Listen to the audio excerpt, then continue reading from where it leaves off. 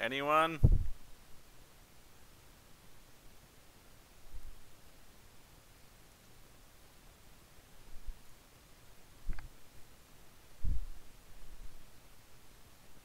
Oh, good. I'm having a bit of a problem, as you can see. My computer bombed about as hard as it's ever bombed in its life.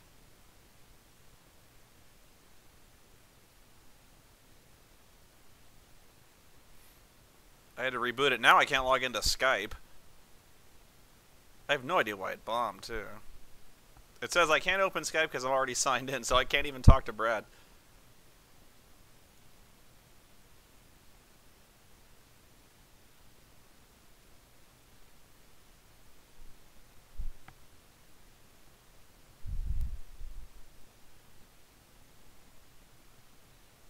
I can't log out if I can't log in, man. I can't,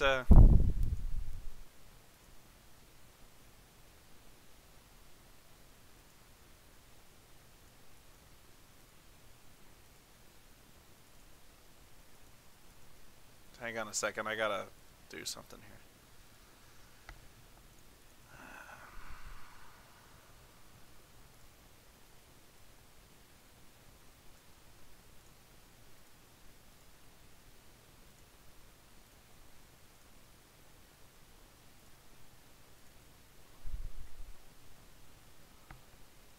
It's not a heat problem, I checked that.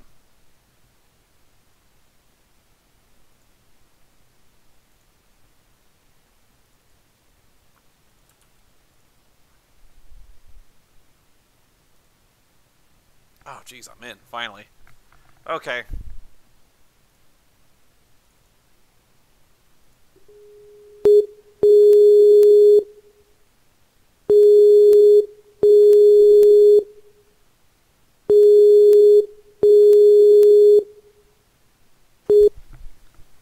Hey, I'm sorry about that, man. I was in the middle of that's all right. I was in the middle of screaming and my computer just completely bombed. Oh, that's happened. That's happened to me before. Hang on. I think I'm Hang on, just a second. I've taken Brad's volume down.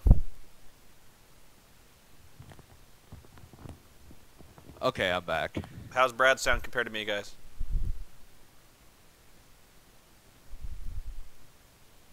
Better? Okay, good. Okay. For those of you, I'm sorry if the my rant got cut off. My computer crashed, guys. So I guess I'll just finish the thought I was saying. Is I just don't know why, since the characters are hard to see, why they don't just write the names in the script more. Yeah. You know. Right. Go ahead. I was gonna ask, write the names in the script. Oh, you mean have characters say their names? Yeah, so like when Starscream crashes through the wall and starts to kill Sam, Sam goes, "Starscream! Oh my God!" Like, it wouldn't be that out of place, you know. No, that would certainly fucking help me, because I sat there and it got to be probably about halfway through that Chicago sequence. And I just wanted to go to fucking sleep. Because I didn't know who was, like I said, when your main baddie there is Megatron, and it always takes me at least a few seconds to realize who the fuck he is. I don't fucking care. It's a problem that, even though I said the last act is the most entertaining, you can't have an hour-long action climax. It's called a climax for a reason, because it ramps up and then it ramps down. Yeah. You know, you can't maintain that level of emotion for that long, because it's fatiguing. Yeah, I can't stand really long action sequences like that, and I don't even like movies that are pretty much just an entire action sequence, like Battle Los Angeles, because after a while it's tedious, it's tough to fucking sit through, and usually in a movie like that they're already shot with the intent for it to be really just kind of wall-to-wall action. So, I mean, especially nowadays, you're going to expect it to be shot with a high kinetic style of energy. In which case, I'm not going to be able to fucking tell what the hell is going on in the goddamn thing. I don't know who the fuck is getting shot. I don't know I can't spot who the villain is. And it has the human characters that I don't give a shit about. And in this particular case, in this movie, where you have a city getting destroyed with corpses in the street, people getting obliterated, and then in this movie to be throwing in whether it's the Beavis bot, the Joe Pesci bot, or even that one soldier who was the black guy? Yeah, not Tyrese Gibson, but the other one. Oh, okay. Not Tyrese Gibson, but the other one who kept saying stuff like, "Ah, damn, the Decepticons got some badass weapons." Oh yeah. Well, yeah, once again, that goes back to the inherent racism of the characters. Like I said, the Autobots are defined by their accents, but no less so than the human characters. You know, the human characters play exactly into those stereotypes from I'm just gonna say, the cowardly, fat black guys. Yeah. You know how the black guy was all gung ho to go to Chicago, but as soon as he sees the Decepticons fucking murdering people in the street, he's like, "Oh hell no, fuck that shit." They turn him into they seriously turn him into like Mantan Moreland from the 1930s. He's like, "Oh shit, fuck that." And then this character is in every fucking Michael Bay movie. Oh yeah. And of course there's kind of a fat black character who he might as well just be toting this big bucket of fried chicken under one arm and the rocket launcher in the other. Yeah. He's like, "You all better slow down. I gotta get my ass up these stairs. I gotta get my black ass into that window." And like just And I don't know what the fuck Ken Jeong was supposed to be. He's supposed to be every Ken Jeong character he's ever been. He's only got one mode. I'm tired of his fucking shtick, and two, when he started out doing stuff, he played roles a lot more intimidating than he does now, and I actually thought that was pretty funny. Whether it was like the first season of Community or like Knocked Up or Role Models, he played the part comedic, but differently than he has been the past couple of years. He would play parts very serious and intimidating, but would still be funny. I'll have to take your word for that, because the only thing I've ever seen out of Ken is the fact that he's got one joke, and it's the joke that it's funny to see a little Asian guy talk ghetto. He does that now. After The Hangover, that's all you see him doing. Even on Community, the second season, as soon as the second season of Community started, which I like that show, but once the second season of Community started, his character is completely different. They changed it to adapt to his character from The Hangover. Yeah, so he does the Dr. Ken thing where he's just kind of like an Ebonic-speaking little Asian guy who talks tough.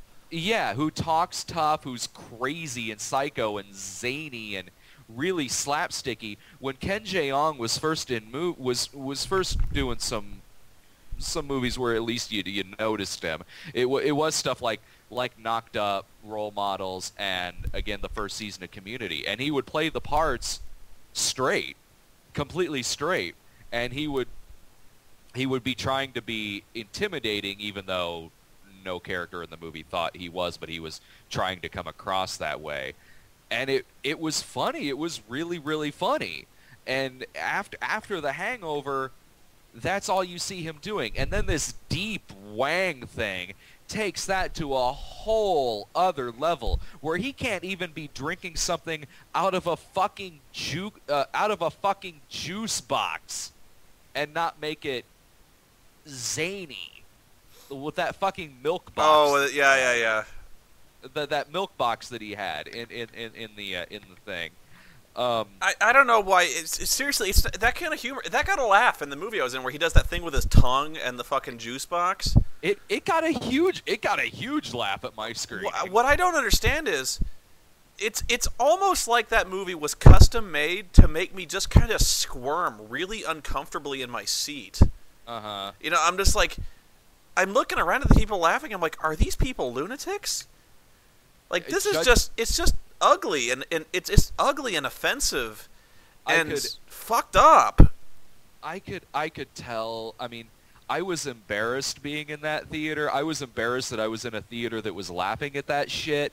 I think I said in my video that the last time I felt this much like the smartest person in the room was when I saw Boondock Saints 2, because that theater, again, was eating the fucking shit up. I knew going into Transformers 3, when I saw a lot of the tweens and the teeny boppers who were in the theater, that they were gonna eat the shit up. Yeah, this is another reason I don't like going to those movies, because it makes me feel it makes me feel like a bad person, because I'm sitting around looking at there, and my snob mode just goes right out. And I'm not saying like I'm cinema snob, but I go around and I see people laughing at this shit, this dumb fucking stupid shit. And I look around and I go, I am smarter than every single one of these assholes. And I don't like thinking like that. I agree with what you're saying. I completely agree with what you're saying, because I felt like that too. Like, when the audience applauded at the end of it, I actually turned around. I didn't say it loud enough to where people would hear me, but I did turn around and go, really? Yeah, that's what I said is, that's exactly what happened at 2. I literally turned around and I yelled, really? Yeah, I did that too.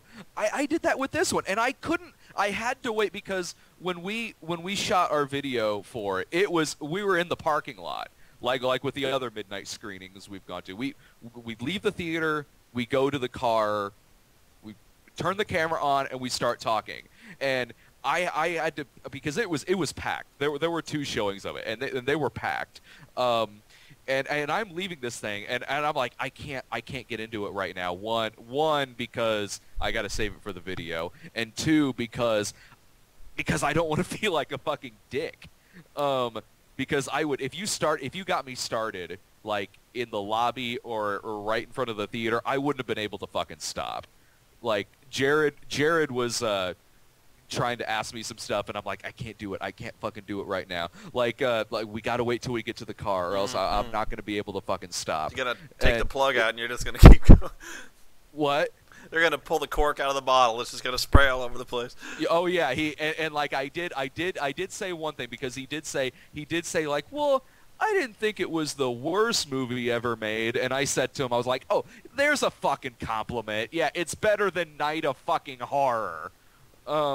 So that I was like, oh, God damn it, Jared, stop asking me questions. That's why I said, I was like, it's the best of the 3. And then I started thinking, like, oh my God, that's a low fucking bar. That's why I struggle to put into words like that it's probably a better movie than the second one. It is. It's better than 2, but like I said, like I have to, because like. It is, but it's hard to put into words, because when you say it like that, it makes it sound like you liked it. Yeah, it makes it sound like an endorsement, and fuck that. Yeah, and I will say that, yeah, the second one's worse. It is, but I still was more pissed off at this one. But again, like I said, because that's just because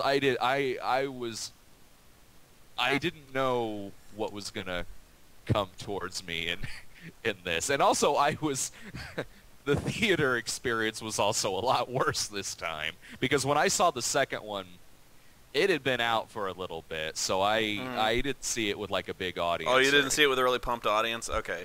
No, I didn't. I didn't see it with the early pumped audience. This one I did. Okay, well, let me ask you this thing, because this is the complaint that I get a lot for what I said, and that was, you're thinking about it too hard. I just want to go to these movies to be entertained and see shit blow up. But there are good movies that do that. Yeah, like I was gonna like. Just because you don't like this one doesn't mean that you don't like any movie that only exists to be a popcorn movie. And there are good popcorn movies, and there are bad ones. This one is a fucking bad one. And I agree that there are movies, like if you want to see a stupid fucking movie that has a lot of action, I could name 1,000 movies that are stupid action movies that I love. Off the top of my head, just go out and fucking rent Crank. Exactly, Crank. Mm-hmm. Yeah. Yeah, okay, this movie, it exists purely to be a summer movie. But there are good summer movies. If you have fun with this movie, fine. But it's a bad example of this kind of movie. I just think people's expectations are so low, and they're so happy to have anything that says the word Transformers in it. That they're willing to just gobble it up. Because same thing happened with, and I'm not going to dwell on this, the Star Wars prequels. Yeah. People were so happy. People think that, like, now it's kind of accepted, like, the Phantom Menace sucked. Yeah. Okay? But that wasn't the case when Phantom Menace wasn't. first came out. People loved that movie. Loved it. It got reviewed well. It was critically acclaimed. People loved that shit. People were cheering at the theater. People applauded in the theater. And that's how I started doing what I do. Was my first written movie review was The Phantom Menace. Yeah. Because I hated that shit. Oh, yeah. And I was like, you guys are just so happy to see anything with Star Wars in it that you don't even care. You know, you don't even care that it's got offensive stereotypes. It's written like shit. It doesn't make any sense. Mm-hmm. You're just gobbling this shit up because it has the word Star Wars in it. Same thing with the Transformers. Is, people are so excited to see Optimus Prime doing badass shit. Yeah. And for the 2 minutes that Optimus Prime is doing badass shit, people are willing to subjugate themselves to 2.5 hours of deep wang to get there. And I just don't get it. I will say, at least it's the case here in town. I agree. With the first one, I certainly agree. The first one wasn't that widely panned of a movie, the first Transformers. No. A lot of people really ate that up. And admittedly, I haven't seen it since I saw it in the theater. There's not that much of the first one that I really remember, other than it had Drive by the Cars on the soundtrack. But I will say that at least here in town, the sequels of this movie, by the time Revenge of the Fallen came out, really diehard fans that I know of the of the cartoon series, were pretty quick to dismiss the second movie. Did you get a lot of flack for trashing the second movie? I didn't get flack, but I did get a lot of, I just want to see robots fighting. I got a lot of that. You can do that. You can do that well. Exactly. But first of all, there's not that much. You have to sit through so much shit in that goddamn movie. And that's what I meant was, you know what? I was like, the last hour of this movie is robots fighting. It is. And I'm okay with that. Uh-huh. It's still got way too many of the human characters in it, but you know what? The last hour is robots fighting, and that's done well. Yeah. But you gotta sit through some shit to get there. You gotta sit through fucking mailroom montages. You gotta sit through fucking Malkovich. You gotta sit through some of the most sexist, racist stereotypes. And by the way, I was talking about misogyny. I didn't even get to the shit where fucking Frances McDormand. If you don't believe this movie is misogynistic, the sexual assault that Frances McDormand endures in the end credit sequence. Oh yeah. Where she basically just gets molested on camera, and people are like, a woman just got victimized, and I'm like, what the fuck? Yeah, and apparently, how did that even go? Like, her and Totoro had shared some drunken night together or something like that, and at the end, he he sexually harasses her at the end of it, but then she kind of smiles and like, oh, it's okay, whatever. Dude, I was so not cool with that. Me neither. I was like, these guys are federal agents, and he basically like put his fucking cock in her mouth. Like, Yeah, I was sitting there like by the time like when that first came on, I was like about on the way out, and that came on, I stopped, and I'm like, what the fuck? oh yeah, it's exactly. I was like storming out of that theater with a full head of steam, and all of a sudden Yeah. Turturro starts like grabbing her ass, and I'm like, oh shit, what the fuck is this? That's what I did. Like, what the fuck was that? I should have known something was going to happen in the credits because that happened in the second one too. Like, Yeah. it cuts to directed by Michael Bay, and then goes back to Wiki back in college with Rainn Wilson. What the fuck? And oh god, I was not only was I so fucking pissed off when the third one ended, but when Brian and Jared, who I went to go see it with, they were sitting there like, oh, maybe there'll be something at the tail end. And Oh fuck you! I'm like, fuck the both of you. I'm getting the fuck out of here. You guys cannot be fucking serious. You know, with Thor, I sat through the credits. Transformers 3, fuck your ass. Yeah. Like, I don't give a shit if there's something at the end of this fucking movie. You think I really want to sit through 20 minutes of computer animator credits to get through some shit at the end? And that's the second time that's happened to me this summer, because when I went to go see Green Lantern, the group of people who I saw it with were like, maybe there'll be something at the ending credits. I'm like, you stop doing this in every fucking movie. This movie sucks. I gotta go. Do you really care? Do you really? Do you really fucking care? Oh my fucking god. I don't know. Chat room, I don't know if there was anything at the end. I don't care. I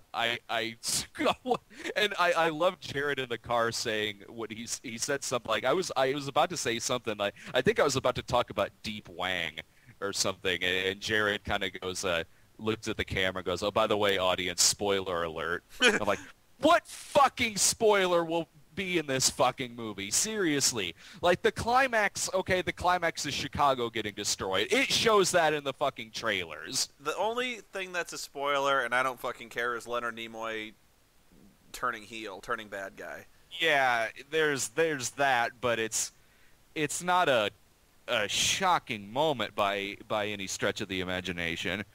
This was kind of funny because I think I was so mad that it actually really swayed Brian and Jared's review of it. They just didn't want to disagree with you because you would have torn their faces off. Yeah. Fuck you! When we're in the car, you can see the look on Jared's face where he's, holy shit, he's mad. And you could hear Brian kind of laughing like on the other side of him. When it got to the end, they're like, yeah, I guess it was pretty bad. I don't know. I guess I can't recommend it. And when Jared started saying like, well, I don't know, I kind of thought it was sort of fun, and he saw that I was probably about to... You shot him this look, like... So I'm like, I came home and like Jillian watched the video, and I'm sitting here, I'm like, don't let these fuckers fool you. They were having the time of their fucking lives in that movie. I have seen the Brad Jones death stare, and you gave Jared that one. You're like, don't you say it. Don't you... Like, don't you fucking say it, man. And he's like, I thought it was kind of fun, and I look, and I'm like, what was so fucking fun about this fucking movie? What was so funny? What was so fucking funny about this movie? Now go get your fucking shine box. Motherfucker!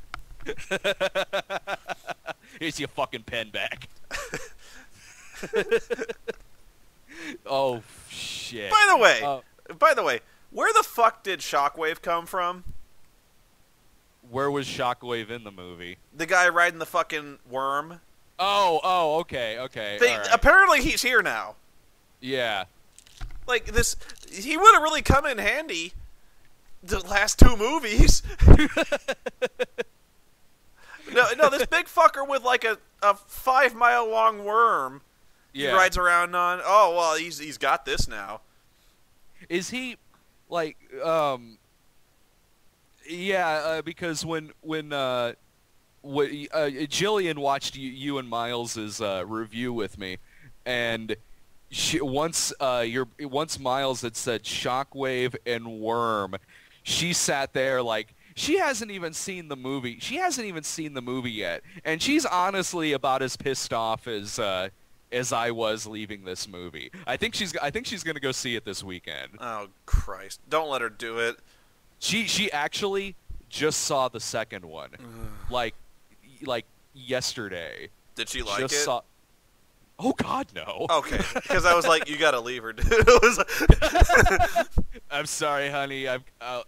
I will be finding a new pair of big box model breasts. Thank you very much. I was like, I don't mean to tell you this, dude, but you gotta kill her.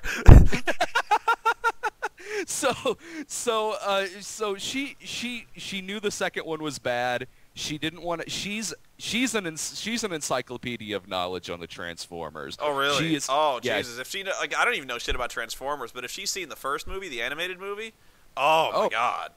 Oh yeah, she's a beacon of knowledge when it comes to the Transformers. She's a huge Transformers fan. Not the movies, the '86 movie, the cartoon series. She's got all of that, and so she hadn't seen the second one, because she just heard it was bad and she didn't want to get pissed off at it, and so I come bursting in the door at 4 in the fucking morning. She's laying on the couch. You bursted like Nick Cage in Deadfall. Ah! I did. I bursted like, God, this movie's trying to kill me, man! Someone tried to kill me, man! motherfucker! Ah! And so I'm sitting there like I can't even like. I'm like, I can't even go into it again. I'm like, honey, you're probably just going to have to watch the fucking video. And I'm looking at her. I'm like, are you going to go see this? And she said, like, I don't know. I haven't seen the second one. And I'm like, you don't need to have fucking seen the second one to see this goddamn movie. When you saw the first one. Huh? If you've seen one of them, you've seen them all. Yeah, I'm like, you don't need to see the fucking second one. And she was like, I heard the second one was bad, but I don't really know why. She goes, why was the second one so bad? And I was like, really? No one's told you about like skids and fucking mud flap? And she's like, skids and who? The fuck is that? I go to YouTube. We gotta load this shit up. Do it. I do. I fucking load this shit up. I'm like, oh, honey, come here. I load it up on YouTube. Surprisingly, not that many skids and mud flap clips on YouTube. But so I find one, and it was them giving shit to the college roommate, where they're like, "That's because you're just a big pussy ass bitch." And she's sitting there. Decepticons. Yo, what's up, man? We ain't much for reading, yo. Oh my fucking God! So so I fucking load this shit up, and I show it to her, and she's looking at it like just like she's about to cry. Oh, like. No doubt. Like, huh? No doubt. Oh, yeah. She's, like, I rarely have seen in person somebody's childhood getting anally raped. Oh, right in front of you. Oh, yeah. Like, she just looked mortified. And then I had to say to her, I was like, these two characters right here, this is a 2-minute clip. They're in the whole movie. Yeah, I said, they're in this movie more than Optimus. More than likely, yeah. They are in the movie more than Optimus. Oh my God. They are in the fucking movie more than Optimus. Oh. Optimus like dies. Yeah, you're right. Yeah. And then comes back at the end. And so she watched the riff tracks of it. I'm like, if you want to sit down and watch it, honey, I mean, you're gonna be mad. I mean, you're gonna be really fucking mad. But I'm like, I have the riff tracks if you want to see it. So earlier she watched the riff tracks and just wasn't even the that. riffing's not helping. The riffing, like, it might as well have just not been there. Well, then this fucking movie is like, it's on the same intellectual level. Seriously, like, the audience for this movie is on the same intellectual level as if you ever saw South Park when they watched the Terrence and Phillip show. Yeah.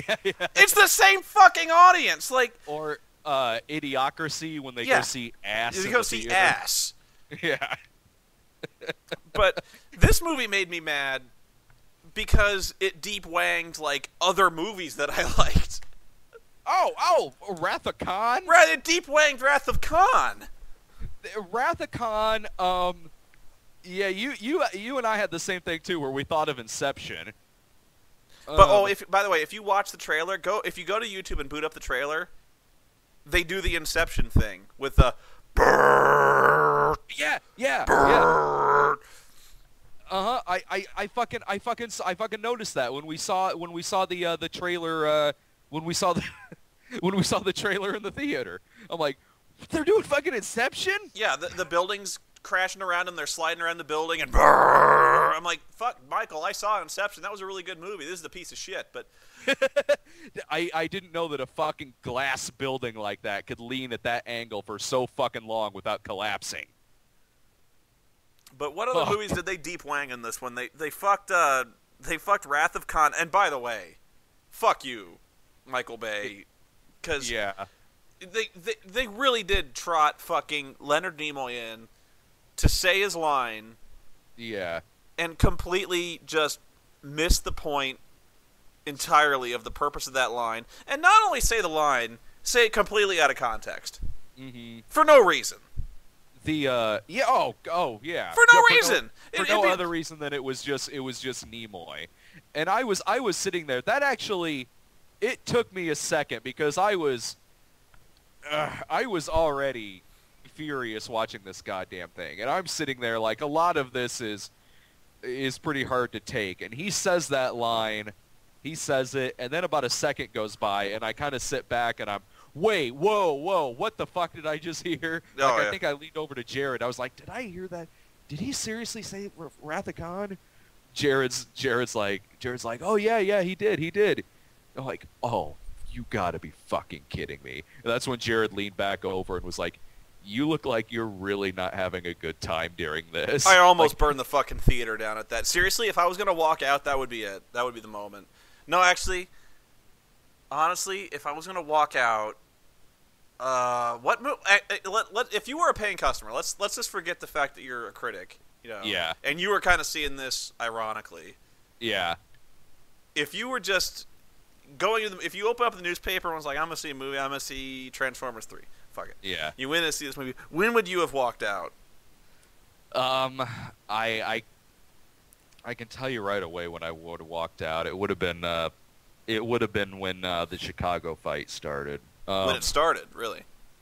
When it started, because I had sat through so fucking much, and I knew that the last hour of the movie was going to be that. I knew that was going to be the last hour of the movie. Uh-huh.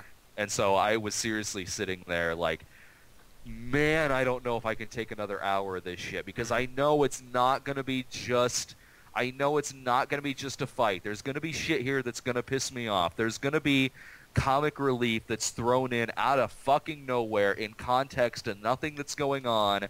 I know this is, and it's just going to be this onslaught of just tearing apart Chicago, and it's going to be so fucking tasteless.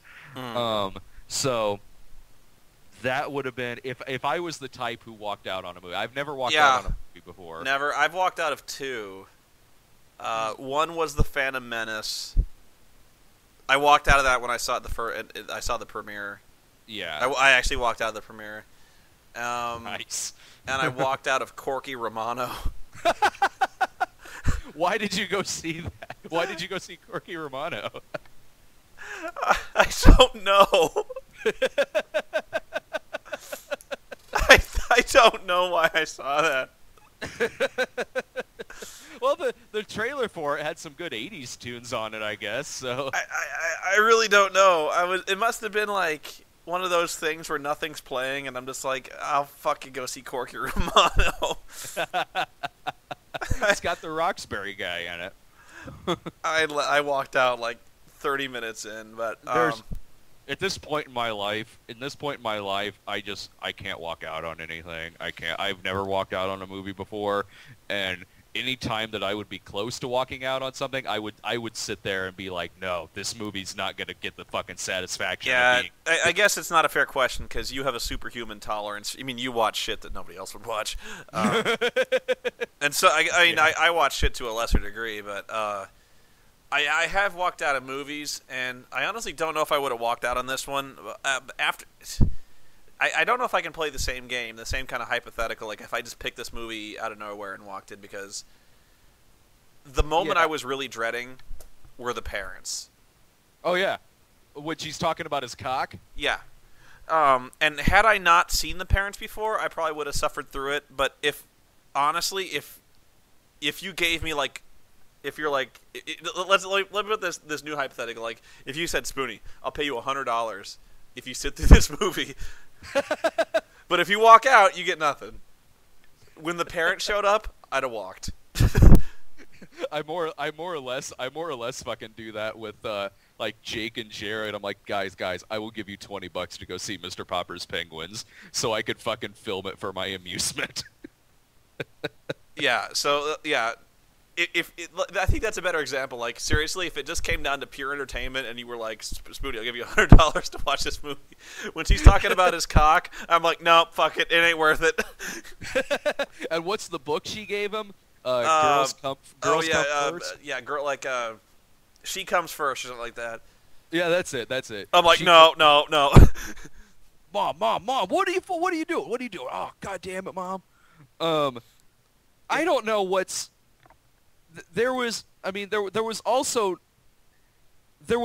no reason why they were in the second movie. No. But in the second movie, they forced them into the action scene at the end. They get captured for no reason. Yeah, and used as, like, there is hostages. no reason why they're there in the second one, but they are forced into that action sequence at the end. So they are pointlessly within the action of the movie. In this one, there's not even that. They're on some bus tour. They are there solely to drive Sam to his job interviews. Yeah, and which, that's it. Again, that's it. They're driving him towards something that shouldn't be in the fucking movie in the first place. So you have useless characters who are only leading a character to more useless characters. I just there's so and really, if I hadn't walked out during the parents, I would have walked out of Deep Wang. When he has him pinned in the bathroom stall for the obvious pandering homophobic humor. Uh-oh. I think I lost Brad.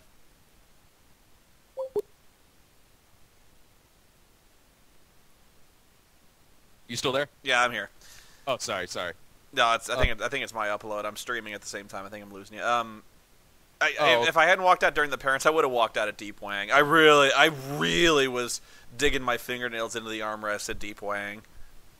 They do. I noticed this while, like, Jillian was watching the second movie, and they do the same fucking gag. Oh, yeah. They do the bathroom gag in the second movie. It's a lot more over the top in the second movie with the midget border guard, the guy who works in the deli with the weird teeth. Yeah. It's a lot more cartoonish, but even here, it's almost worse that it's less cartoonish in this movie, because it really just comes across as childish and hateful. It's, when John Malkovich sees them wrestling in the bathroom stall and he's like, I don't care. I'm just like, oh, fuck you, Michael Bay. Yeah. Fuck you. This is so... Yeah.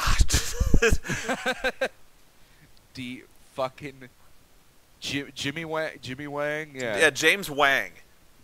James fucking Wang. This really cracked my shit up. Was it your theater or your brother's who they had shirts that said "I Heart Shia"? Oh, my brother's. That blew my fucking mind. Yeah, I was like, what? Really? Like, I know that this guy has an audience. I mean, I know that there are some people out there, I guess, who like him just fine. I've never thought of him as, like, not that I would, but I don't even know anybody who does, who thinks of him as some kind of sex symbol. I don't get it. I mean, he just looks like a geek. Yeah. You know, and I could see why women would like geeks, but I don't see why he's a sex symbol at all.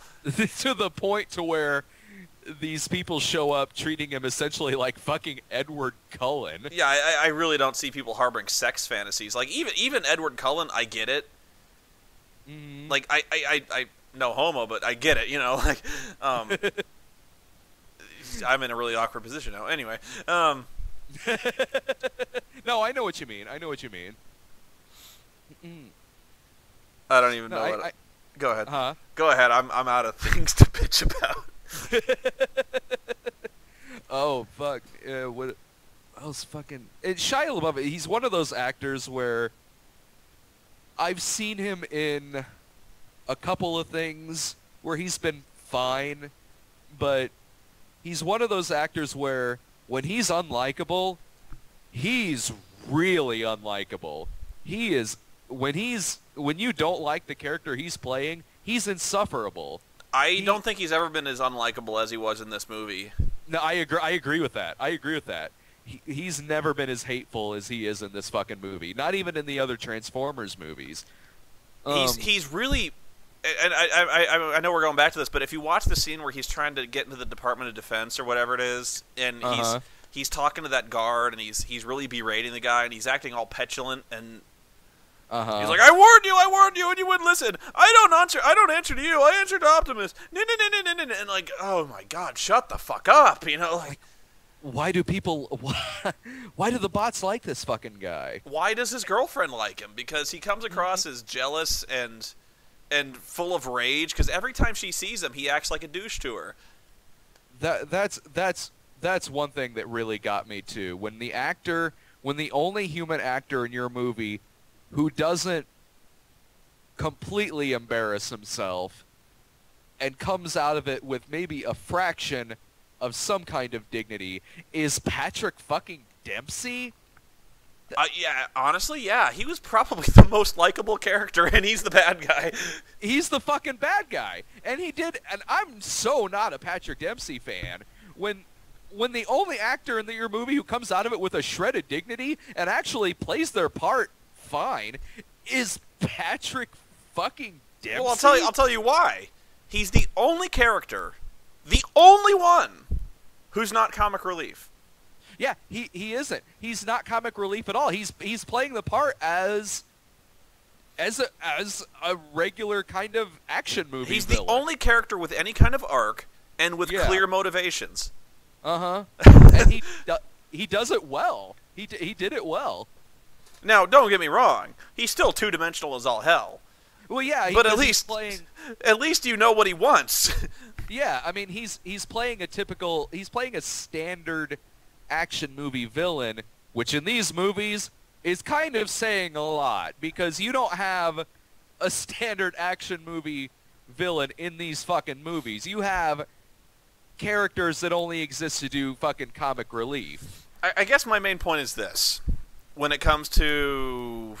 I mean, you can kind of sum up the whole movie this way. When Patrick Dempsey is the bad guy...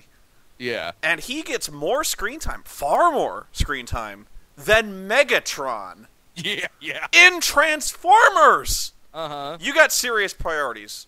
Well, it's the same on the flip side. On the flip side, it's the same thing. Sam Witwicky has more screen time than Optimus Prime. And that's just simple math. You know, that's just really something you need to get out of the way in scripting. Because when Transformers don't star the Transformers, you got a problem. Yeah. It would. And here's some examples of, like, let's see if we can fuck up movies that have really hard to fuck up premises. X-Men. Yeah. What if we had an X-Men movie where we followed Senator Kelly through like 2/3 of it? Yeah. And we just talk about the X-Men. We never see them. He's like, oh, those X-Men. Fuck those guys. We got to have them registers. And then they kind of show up at the end, and they fight, and that's your X-Men movie. Or like RoboCop. What if we had RoboCop, but for the first, like, we just followed the Clarence Boddicker. I don't fucking know. Or the Muppets. The Muppets. We follow Brendan Fraser for like an hour. Oh yeah, like the Looney Tunes movie, the Looney Tunes movie. We'll follow Brendan Fraser and Jenna Elfman. Yeah. Do you think the series is going to be rebooted? Rebooted? No, I think it'll keep going. It's making enough. It's making a shitload of money, hand over fist, dude. You think they're going to make more? Oh yeah. Yeah. There's no reason to stop. Yeah. I mean, I know, like, I'm probably giving. In fact, I know I was giving him way too much credit. If Michael Bay was any kind of credible director, usually they stop at a trilogy. But yeah, I agree with you. I think he's going to keep going. There's no reason to stop.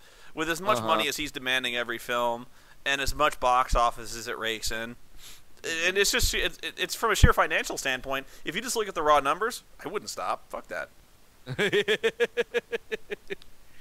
I think Shia LaBeouf came out and said he didn't want to do anymore. You don't need him. Oh God, no! Of course not. Oh, Jesus Christ! And again, this ties into the idea, like, why don't we need him? Because it's about Transformers. It should be about Transformers.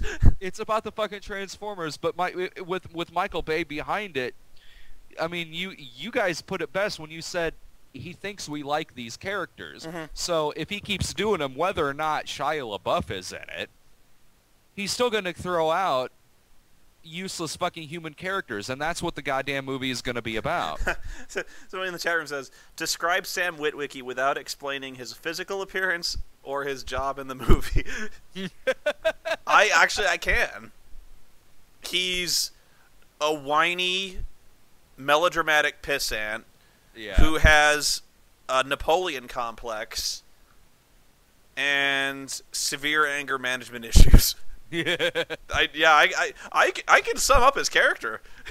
Oh yeah, he's the most unlikable lead I've seen in an action movie in a long fucking time. A long fucking time. God, what? I think we pretty much nailed this one. And one other thing too is the fact that Bay coming out and saying, you know, this will be better than the second one. You'll like this better than the second one. You can't come out and say that okay, maybe there were some mistakes in the second one. We'll do it better in the third one. You can't come out and say that when you've got the same writer as the second movie. It's the same fucking guy who wrote the script. In fact, the guy who the script for the second movie was written by a couple of people who have done pretty good things. Star Trek. They wrote J.J. Abrams' Star Trek. Mm-hmm. But then they hired on as a third writer Aaron Kruger because he said he had an encyclopedic knowledge of Transformers.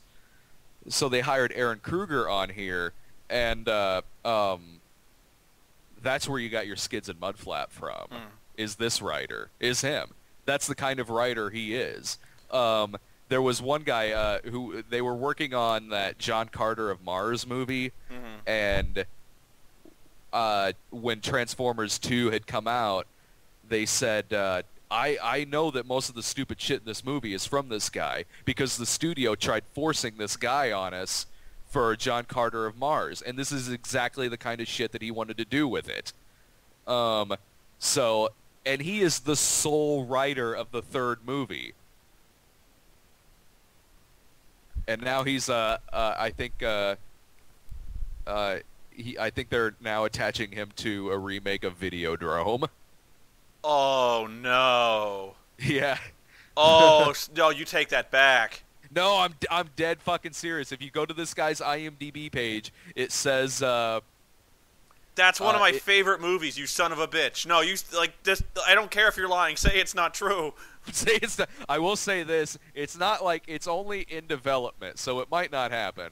Fucking Videodrome is brilliant. Videodrome's fucking great, and you're gonna get fucking Aaron Kruger. Aaron Kruger is gonna rape Videodrome? Aaron Kruger, the guy who did. Oh, you shouldn't have told me that. This guy, he also wrote Scream 3 and 4. Oh, you shouldn't have told me that. Oh yeah. Yeah. Oh. Let me double check. I mean, I know at one point it fucking said this. It's not true. It's impossible. He's gonna deep wang Videodrome? Oh yeah. Yeah, you'll get Ken Jeong playing James Woods. Videodrome, there it is. Oh no. Only in this might make you feel better. It's only in development, which means it's possible this could never fucking happen. Oh god. If I have to make a fucking road trip and assassinate the I shouldn't even say that online. What else did he wrote Reindeer Games. Well, that doesn't shock me. He wrote Blood and Chocolate. The Brothers Grimm, he wrote that. Oh my god, somebody has to stop this guy. He wrote The Ring. He wrote the American version of The Ring? Yeah. No shit, I like that one. I know, I like that one too. Well, I guess the sun shines on shit every once in a while. God, broken clocks right twice a day. Yeah. As for burying previous movies in the series, what's funny is Shia LaBeouf is actually kind of controversial because he's come out and said he didn't like Transformers 2. He said the same thing about Crystal Skull. And Crystal Skull. Yeah. And what's funny is Harrison Ford told him to shut the fuck up. He did, really? Yeah, he came out and said, I think he called him a fucking idiot. Like, literally, he called him, like, quote, a fucking idiot. Because, really, it's kind of one of those things you're not supposed to do, even if the movie you're in does suck. Yeah. He kind of threw I remember he kind of threw Harrison Ford under the bus with that, too, where he said something like, even Harrison agrees with me, or something like that. He's like, don't bring me into this. Yeah. Don't you bring me into this. You made this bed, now you sleep in it. By the way, for those of you watching, that's just something actors don't do, is come out and say the movie they're in sucks. Yeah, I mean, not if they want to keep working. Oh yeah, yeah. Privately, I mean, fine. Yeah, if you want to tell your friends, sure. Just don't go on fucking record. Especially, what the fuck is with Spielberg trying to shove this fucking guy down our throats? What, Shia LaBeouf? Yeah. He sees something in that guy. It's something similar that I actually ragged on Martin Scorsese for a long time, because Martin Scorsese kind of handpicked Leonardo DiCaprio and put him in like everything. Yeah, he's still kind of doing it. Yeah, he still does. And I didn't see it for a long time because he kind of had that Titanic stigma attached. Yeah, and he wasn't. You know what? He wasn't even really that bad in Titanic. I just didn't like Titanic. Yeah. But, yeah, it's just kind of one of those things, yeah. When, like, Gangs of New York came out. Yeah, Gangs of New York is the one I felt he was most miscast in. Where he just didn't look like... It was meant to be, like, a tough gang member type mentality. He's supposed to look like a street fighter. I was supposed to believe that Leonardo DiCaprio could fuck me up with a knife, and I didn't buy it. Yeah, I was kind of that way, too. And also, I forget a lot of him in that movie, too, because especially when you put him next to Bill the fucking Butcher. Oh, yeah. Yeah, that was the problem, because I was rooting for Bill the Butcher most of the time. I know, me too. God, Daniel Day-Lewis is Bill the fucking Butcher. I did like him more in The Departed. Everyone's saying that The Departed was good, but I liked The Departed when it was called Infernal Affairs. I still like The Departed. Yeah, I did too. I liked him in The Aviator. The Aviator was okay. Just that's a challenging movie to get into, really. The Aviator? Yeah. I only see it, especially if it's something that I'm seeing for the first time within the past 5-6 years, whatever. I really only see stuff once. Like, it's pretty rare that I go back and watch a recent movie for a second time. And so The Aviator, again, I saw it the one time. I got into it when I saw it. Future. We've in the future. We've in the future. Okay, anyway. I think we're rambling pretty far afield, so fun though it is, I think I'll give you something short enough to post. So let's do closing thoughts on Transformers 3. Why don't you go ahead? My closing thoughts on Transformers 3? Yeah, so we can finally put the final nail in this piece of shit.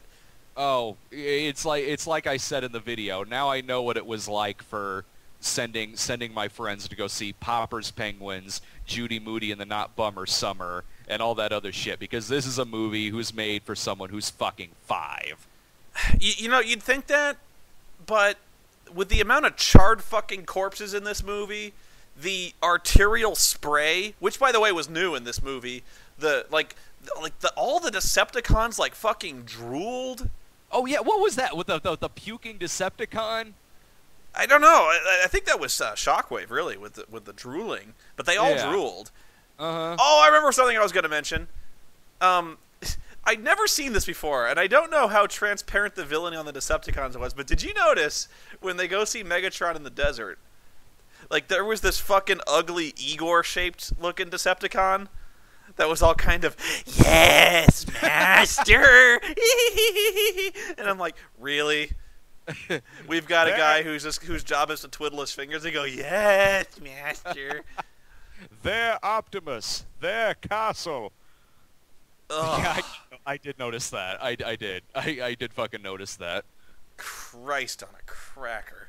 I still think that he has this mentality of that Michael Bay doesn't know that shit like that is dark. That he doesn't know that, I mean, you mentioning the corpses in the street, he doesn't go into that thinking that he's shooting something dark. He's going into it thinking that he's just playing with his toys, like a kid. Like a kid is killing something with his own toys. And that was the problem with, despite the fact that it's dark, the slaughter in Chicago didn't have any gravity to it. No, it didn't. Because for instance, let's just take, for instance, those guys who are, like, parachuting into the city, or the guys who are sliding down to certain doom in the building. You know, you see guys getting shot out of the air, or guys falling out of the building to their death, and they're all so anonymous. Yeah. I'm like, a guy falls to his death, I'm like, do I know that? I don't think, fuck that guy anyway. Even if I knew his name, I wouldn't care. Like, yeah. I didn't know who the fuck he was. I know the scene you're talking about, but it was one of those situations where when that happened in the movie, everyone at that point, at least the main ones, all were falling. There would be some point where they would fall from some great height, and then, well, Ken Jeong excluded, but and then they would get swooped up by one of the Autobots, and they would get saved. So when this guy died, I was kind of like, well, I guess that was a nobody character because nothing swooped in to save him. I guess that guy's fucking dead. I was talking about something else. Oh, the fucking Igor, the fucking Igor Decepticon. Yeah. I don't even know. I guess my closing thought is just kind of a plea to the audience who watches this movie. Mm-hmm. And the people who tell me to lighten up, or the people who tell me, I just want to see shit blow up. You know what? Fine. There's a place for that. Yeah. And there are good movies that do that. Mm-hmm. And you deserve to see those movies. You deserve... I mean, there's a certain amount of tradecraft, even in storytelling, even in stupid movies, that present to you the violent shit you want to see. Yeah. And this is not that movie. No. I guess my final word on that is, if you like Transformers, any of these Transformers movies, consider this. If you're at least hearing the complaints that I'm throwing out, the unfunny characters, the offensive stereotypes, the blatant misogyny, the rampant jingoism, and the completely fucked priorities, ask yourself, did you really care about the human characters? Yeah. Did you really laugh at the comedy, or were you just kind of uncomfortable? Uh-huh. And don't you think, if we focused on the Autobots and told a simpler, streamlined story in 90 minutes. Yeah, that's 90 minutes long. Don't you think that as good as you think these Transformers movies were, they could have been so much better? Yeah. So much better. And this, you're satisfied with this. Uh-huh. You really shouldn't be. And No. if you are, frankly, I feel sorry for you. Why would you take this over something that would actually be a Transformers movie? I just think, even if you wanted to see shit blow up, even if you wanted a Transformers movie, you could have found someone to do a better job than this. And trust me, if you watch the animated Transformers movie and put it side by side with this, it's not even close. Yeah. It's not even comparable. Mm-hmm. And I guess that's all I got to say about that. I agree. I agree with everything. I agree with every point you've made on this movie. And we don't often agree, by the way. So, chat room. In fact, oftentimes we are at odds. Anyway, yeah. So you can stop recording if you want. We can still talk, but. Oh sure, yeah. Yeah, I think. I mean, I think this was probably the most we've ever agreed on something, because we said about the exact same points in both of our videos, right down to the Challenger explosion. Oh, honestly, and that was before even my time. The Challenger explosion, and I was offended by that. Yeah. Just not cool, I was like, Yeah. Somebody posted a comment in my chat room, like, what's funny, in the next movie, they're going to have a gigantic Decepticon cannonball in the Pacific Ocean, cause a tsunami, and flood Japan. And I'm like, oh, that's not cool. And yet, I can see it happening, You know what I was? I got to tell you about this. I got a package in the mail today that was from Japan. A lot of like Japanese Kit Kats, some drinks. Oh, somebody sent you Japanese Kit Kats. Cool. A bunch. They sent me a shit ton. One of them that's like cheddar cheese flavored. Yeah, that was the one I was always wanting to do, kind of my own tries video, and that was the one thing that attracted me. Was there's like 65 flavors of Japanese Kit Kats, and I could only find like 5. There's the easiest ones to find are like the green tea. Yeah, there's really common ones, but there's some really weird Kit Kat flavors. I wanted to get those, but you got those. That's cool. Oh yeah, I got it. They sent me just a box full of those. So it came with a note. It came with a note from this lady who sent me about 3 boxes worth of stuff from Japan. Really cool stuff. And the note says, Brad, here's some odd treats from Japan. This is one of 3 boxes I'm sending. This is the only box with food. The note was just in one of the boxes. This is the only box with food. The other 2 will have a selection of drinks. I hope there's something in here that doesn't make you gag. And then it says, P.S. I would have sent this all earlier, but, big fucking earthquake. Like, oh, good God. Save like, your money. Yeah, it's like, shit, go, thank you. I bet Jillian just kind of gave you this little sigh, because I know she's tired of it. She told me, she's like, Brad has so many things for Brad tries. She is. I don't get as much stuff as I used to. You got to get that done, man. Start eating. I know, right? I gotta fucking start eating. Shit, and I'm trying to lose weight too. I am shooting one tomorrow. I'm gonna get rid of some stuff tomorrow. I'm shooting one tomorrow on that Orbits drink I showed you. That looked like a lava lamp. But yeah, oh god, she most of it's in the basement now. But I felt so bad for her, because for a while there the stuff was just piled like in our kind of main room and over like towards the front door. That felt so bad. She's like, "Are you ever gonna eat this shit?" And I'm like, kidding me? That's a lot. It's like 12 boxes. So that's a lot of that's downstairs. Yeah, chat room, I don't think you're going to see me do a Spoony tries thing, mostly because that's Brad's thing. I don't want to... I mean, I know he wouldn't mind probably, but I still... Oh, I wouldn't mind. I really... Honestly, I don't think it'd be that good, because I wouldn't be able to eat... I kind of have kind of a queasy stomach about that kind of thing. Maybe you'd think that's funny, like watching me vomit. That's That's yeah. I mean, like honestly, that would that would probably get a reaction from the audience because most of my audience they do tune in to see me get upset when something's really bad. Because the one time I did eat something on camera was the bell pepper in Hell's Kitchen. Yeah. And I didn't vomit, but I spit it out. The only thing that I spit out was the fried pickles. Oh, the fried. What was it? Pickled vegetable was it? Did I try? Oh no, that was Lord Cat. I'm sorry. Oh yeah, he did that. He did the pickle. Yeah, mine was the episode at the fair at the fairgrounds where I got the deep fried pickles, and I spit it. I fucking hate pickles. So like I can't do it. I can't fucking do it.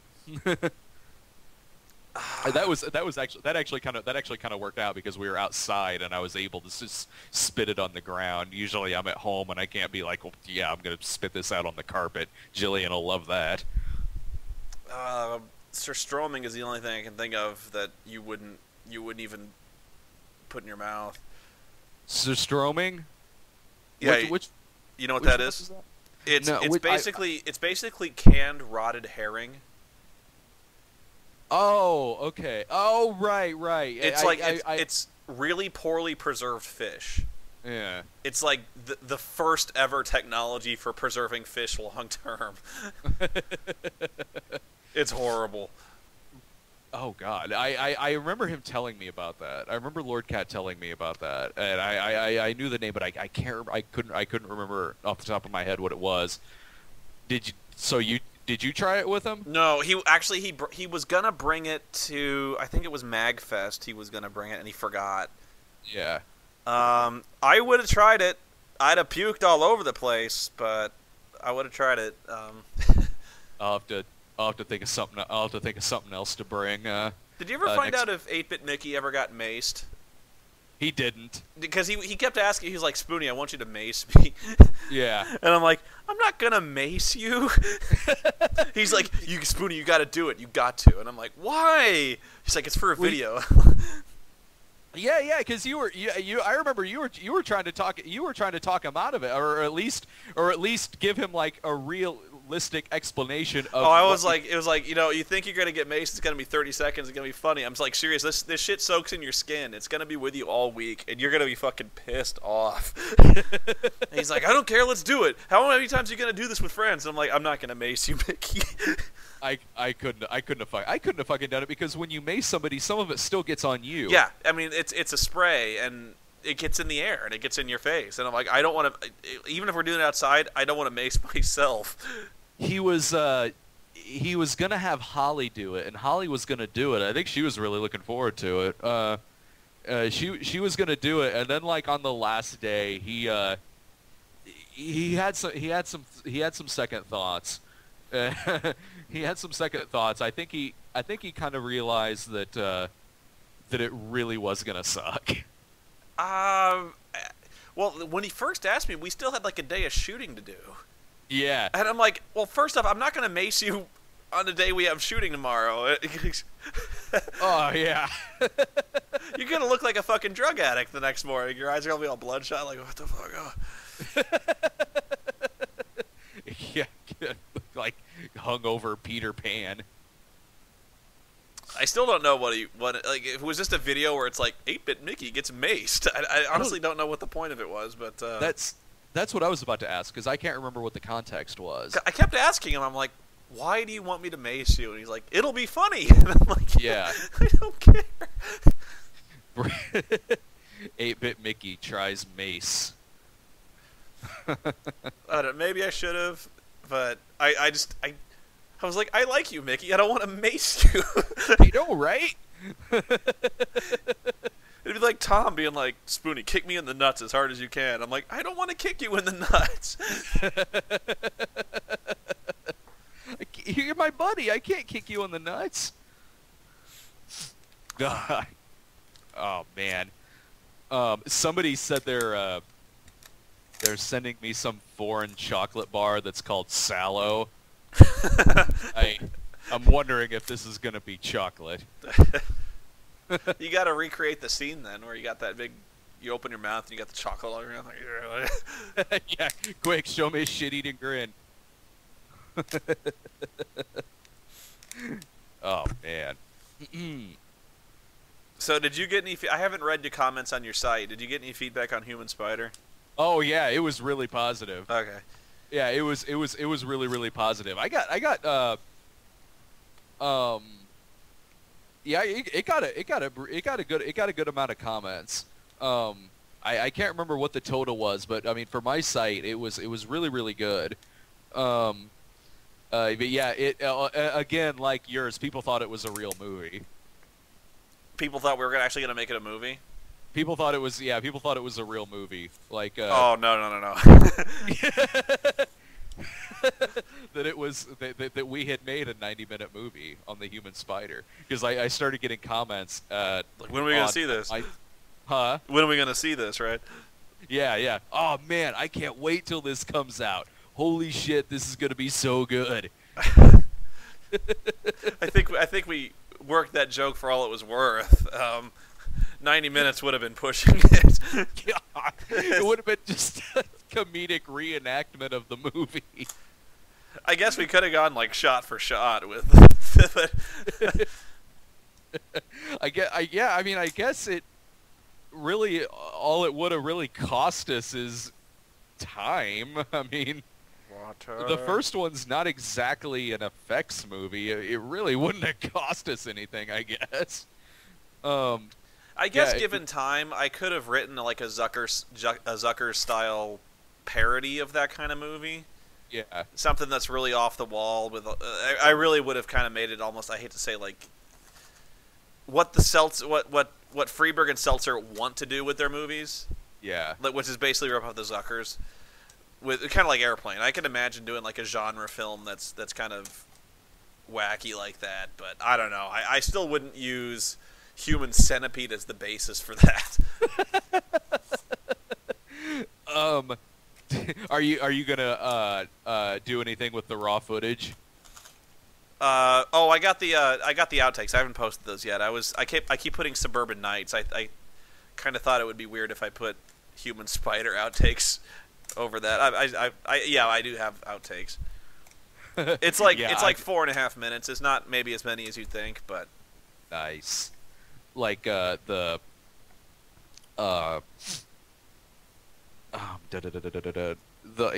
part. I'm trying to think of what did we shoot that wasn't in the video? Like you on the phone. Yeah, me on the phone, pretending like I was on the phone. The scene where you go, like Brian's like, this guy's kind of creepy, and you're like, please, I'm not walking all the way over there. And we look at the next side. And those were like really the only scenes I cut. Yeah, that was it was when we watched it. We watched it over at Brian and Sarah's, and it was fucking funny. Like the part where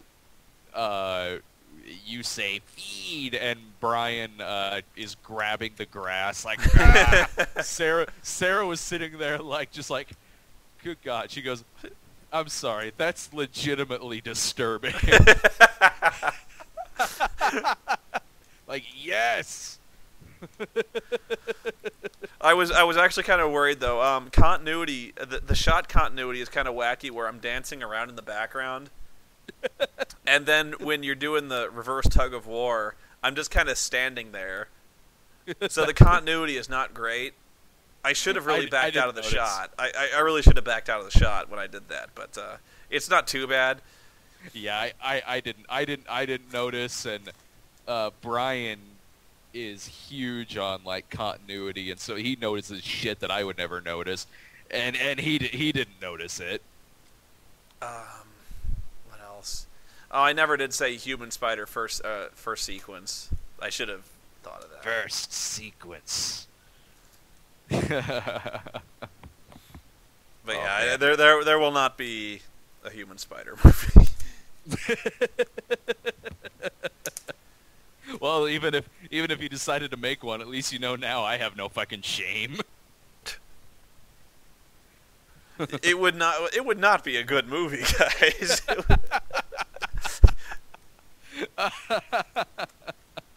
Really, how long could you watch Brad and Brian just ass to ass, looking uncomfortable? No. That's a fucking fan fiction that writes itself. But yeah, I've just been posting the Suburban Night stuff on my site this week All too. day? I didn't even do it. I didn't even do a snob video this week. I still got to do. Final Fantasy X-2 is taking longer than I thought. I'm going through all this footage. I hope What do you people. think What do I think I'm going to be done? Jeez, I don't know. I promised about a week ago. It'd be 2 weeks ago. 2 weeks from now. I'm hoping around July 14th. Yeah. I don't know. Yeah, I'm gonna get of course it only takes me like it takes me far less to do like a movie than it would like it's something like Final Fantasy. Yeah, the game is a problem. Especially Final Fantasy. The reason those have always taken so long is because they're really like 40-hour games. You know, you got. Oh yeah. So I've got to get the footage. I've got to catalog all the footage and take notes on all the stuff that happens because it's really hard to comb through all that footage for a specific moment. You know. Yeah. Well, now I feel bad for getting annoyed when a movie I watch is over 90 minutes. Jesus. So yeah, things might slow down production-wise in terms of just game reviews because I've got like, there used to be a problem. I didn't have all that many games to go through. I had a lot of bad games. I just didn't know what to do. Now I've got Ultimas 8 and 9. I've got a Super Nintendo Ultima. I've got Final Fantasy X-2, Final Fantasy 13. I've got all these games on my plate, and they're all RPGs. No. Nice. So it's taken me a long time to get through. So production might slow down a little bit. I'm trying, though. Oh, sure. Yeah. I just got I don't plan that far. I mean, I have a list. Well, kind of like what you just said. I got a list of stuff, but not in any kind of order or anything. The next thing I'm doing once Suburban Nights ends is there's an adult flick from the 70s called Night Dreams that's got a scene where a guy is dressed up in a giant cream of wheat box and is getting a blowjob and it's a black guy, so just like the cream of wheat box, it's got the face cut out on the chef and his head is sticking through it. Like, what the fuck? And I haven't seen the rest of the movie. I hear the rest of the movie's batshit crazy too. I've only seen this one scene. I saw this one scene and I'm like, all right, that's what I'm fucking doing next week.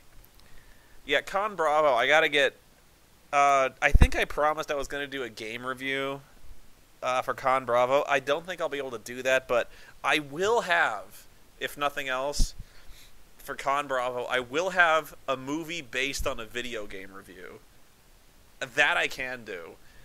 Nice. But yeah, I think Final Fantasy X-2 will be just before I leave, and then I'll have. I can't say what it is, but. When is Con Bravo? Let me check. It's like very end of July, like 29th. I think right something like that. Shit, 29th. That's my that's my high school reunion. The next con that I have is August, flashback weekend. And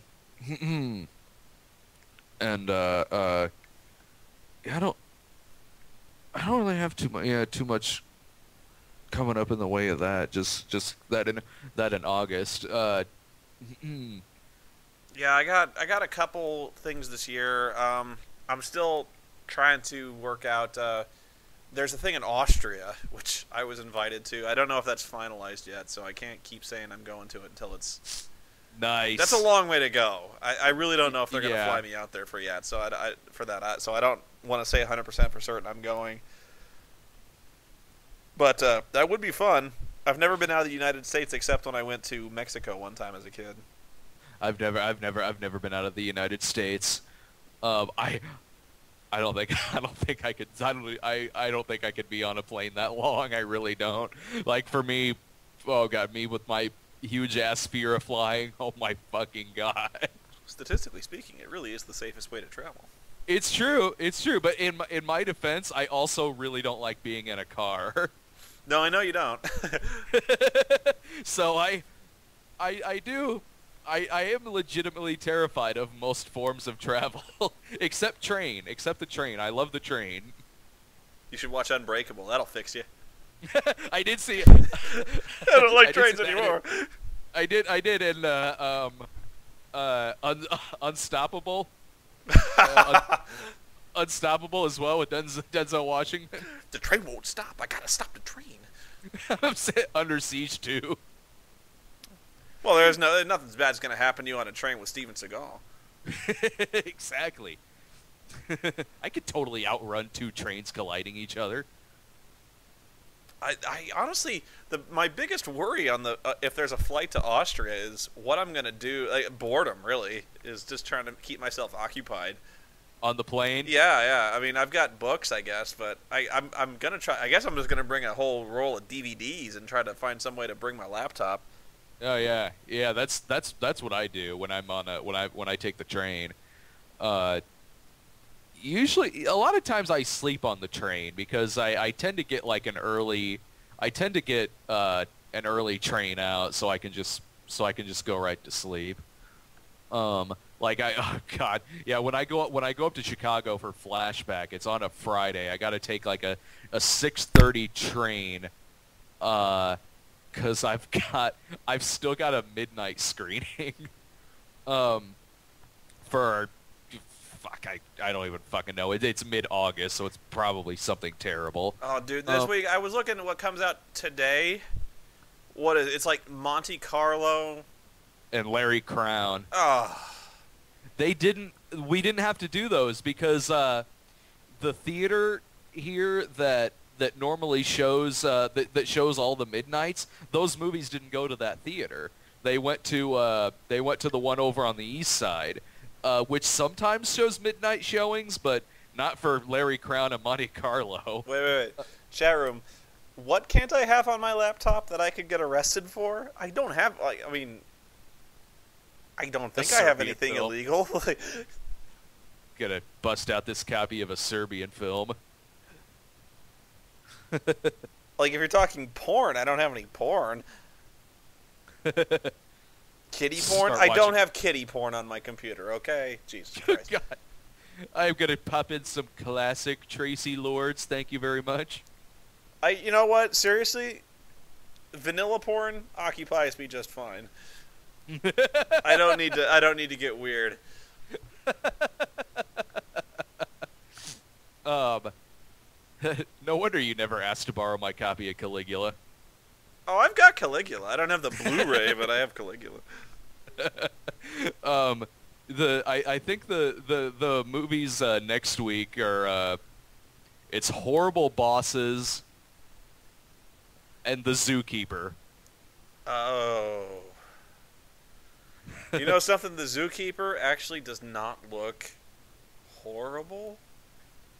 I haven't really seen anything on it, so all I saw is like Kevin James, a bunch of talking animals, and I was sort of like, oh, okay, well, I think I'll send Jared to this. Okay, somebody in the chat room says the person who has a Bible Black DVD and a fleshlight. Okay, first of all, the Bible Black DVD was a donation. Now, the fleshlight, I think I actually mentioned this in a commentary. If I did, I'm sorry. But the fleshlight, I've never commented on where the fleshlight came from because there's two ways you could take it. One is that it's mine. Yeah. And that I bought this fleshlight either as a prop or I put my cock in it. Okay? That's story number one. Story number two is that I borrowed it. So... now you have I'm just borrowing it. Now you have this narrative where I have a friend of mine, and I bring this up. Do you have a fleshlight? Why, yes, I do. Yes, I do, as a matter of fact. Could I borrow it for a while? Depends. When am I getting it back? Yes, you can. Oh, that's beautiful. So it's either mine Or I have a friend who's very willing to loan me his sex toys. Gonna need it back by the weekend. And honestly, admitting that it's mine is probably the less weird of the two. Yeah. So I'm not gonna say.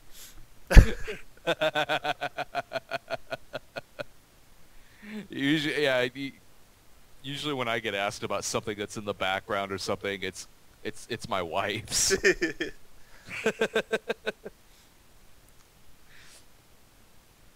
Like all the anime stuff, and one of her guitars popped up in the background. So someone sent me a message asking me a bunch of guitar questions. Uh-huh. I'm like, I don't know. I didn't even know it was back there. I don't play guitar. I should sell the fleshlight on eBay and offer to autograph it. Yes. So it'll be the official Spoony vagina.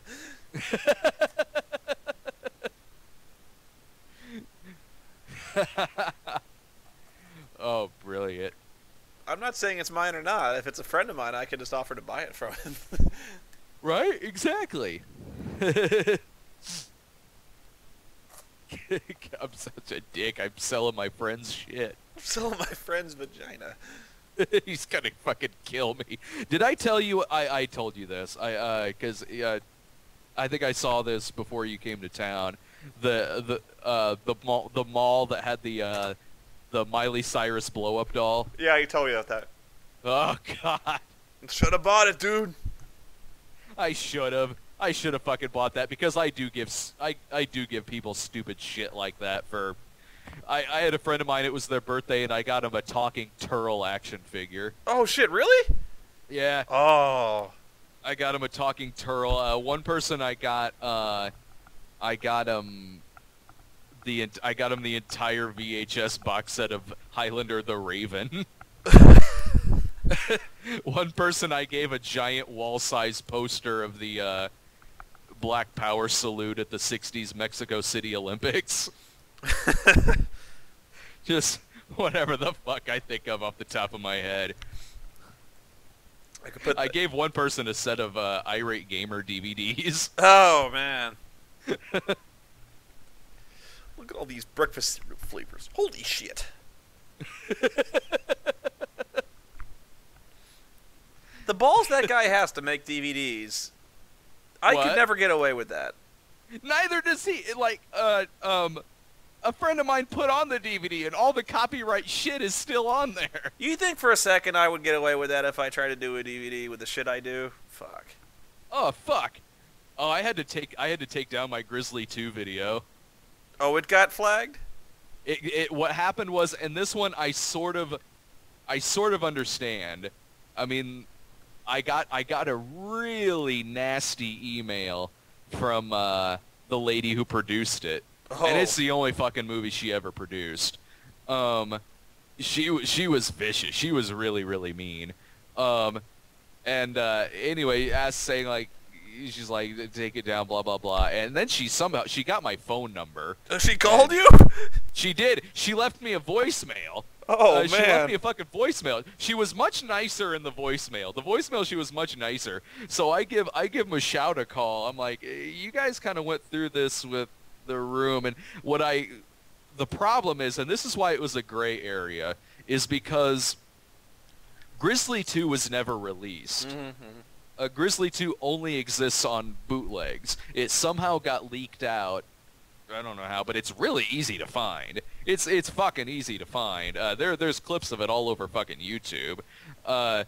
It's insanely easy to find a fucking copy of that movie, but it was never finished. The movie was unfinished. It was never released ever.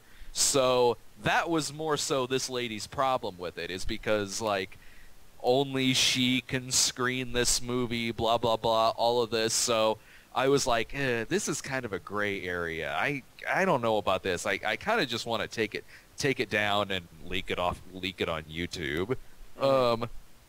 And so eventually Michoud got back to me and was like, just to play it safe for now, you should probably take it down. So I took it down and replaced it with her email.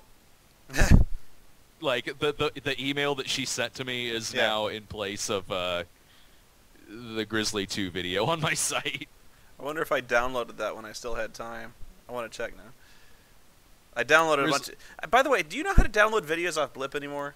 Yeah, I do. You do? Yeah, I do. Use Net Video Hunter.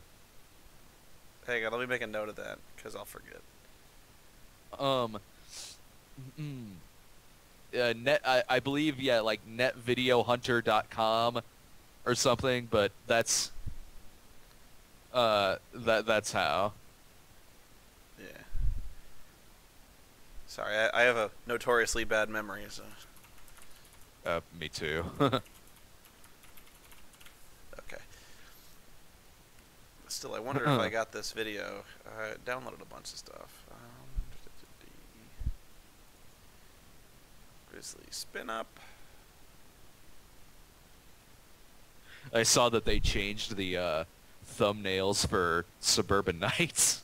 Oh yeah, yeah. About time too. It was all trees. Yeah. No, I didn't get Grizzly 2. Oh damn. Oh well. I've still got. I'm just gonna.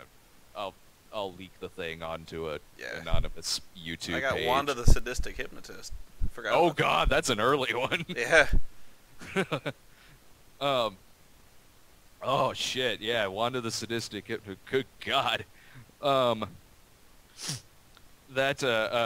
Grizzly. I still got Grizzly 2 on my computer. The review. Yeah, these were when you could knock them out in 5 minutes. Wanda the Sadistic Hypnotist in 5 minutes 50 seconds. I know, like that was back when I was writing them like non-linear. Porno Holocaust 5 minutes and 23 seconds. I think the first one I did was like 4.5 minutes. That was back when I was writing them like non-linear, like a Roger Ebert style review. So they were like 4 or 5 minutes long.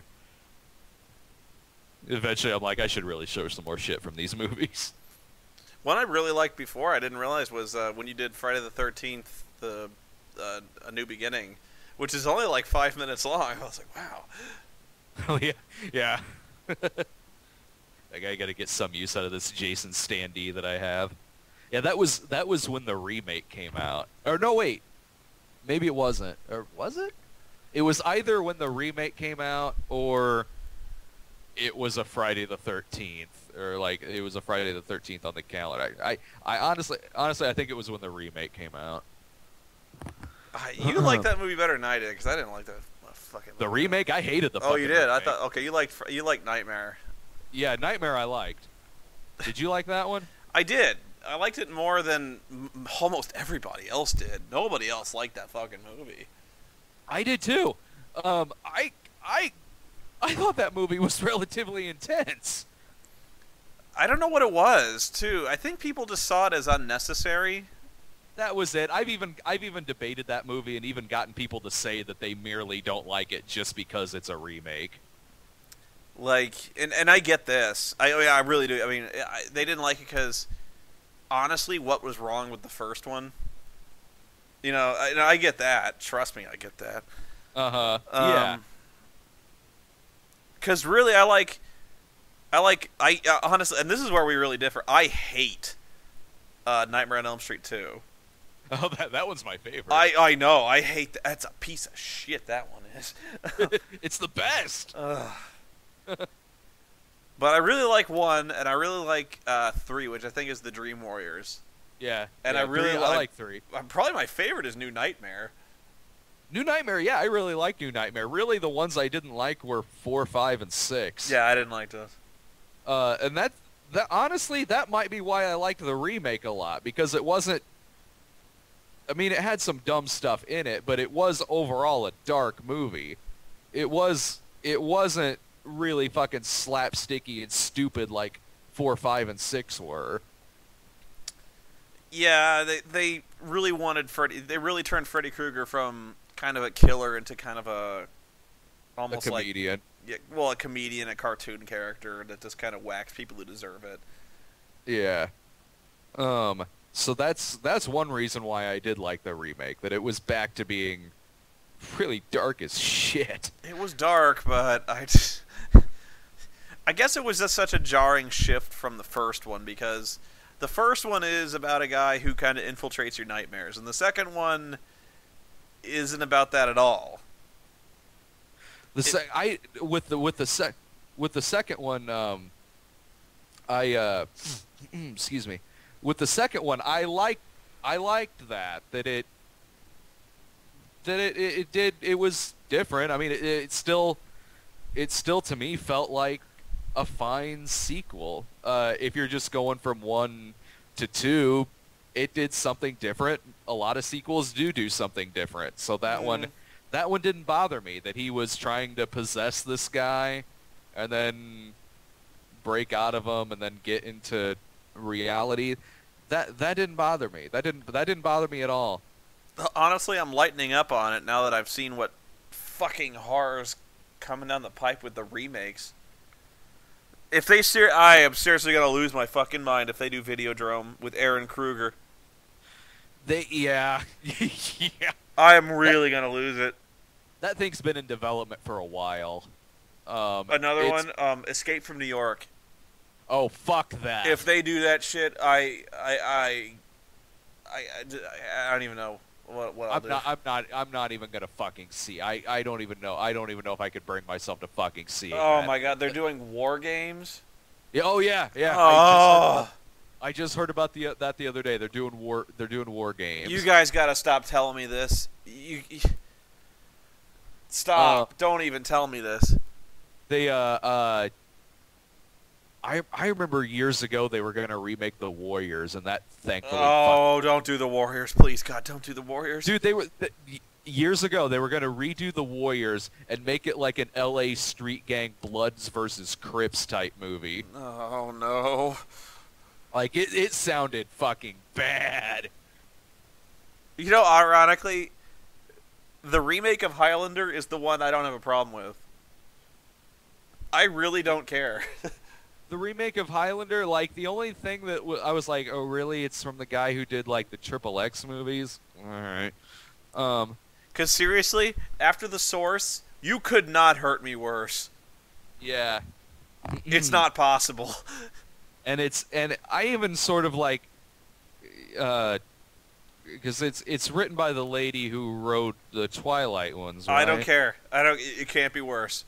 That's, I mean, my thing with that is even, like, well, it's not exactly her fault. I mean, she's writing from material that's not that good to begin with. Yeah, she's adapting the Twilight novels. What the fuck are you gonna do? Them. Yeah, those movies aren't really. I mean, she's adapting something from something that's already pretty bad. I mean, I don't know how much of those movies can really be considered her fault. Secret of Nim remake? Oh no! Oh, really? I don't buy that one, guys, but if that's true, that's bad news. I've heard about the Hellraiser one for a while. I never liked Hellraiser, so I don't care. I like the first one.